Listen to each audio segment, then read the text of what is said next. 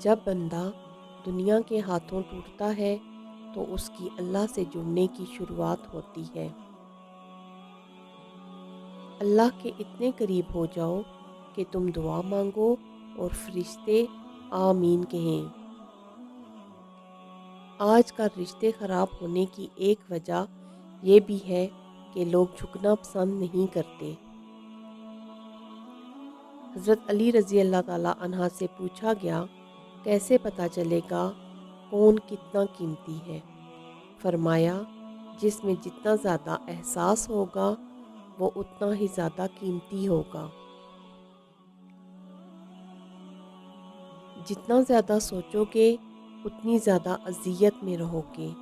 یا تو اپنے آپ کو مضبوط کر لو یا مصروف کر لو۔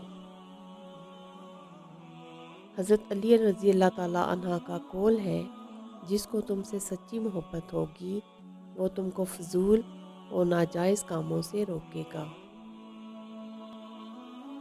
زندگی کے ہر موڑ پر صلح کرنا سیکھو، کیونکہ جھکتا وہی ہے جس میں جان ہوتی ہے، اکڑنا تو مردے کی پہچان ہوتی ہے۔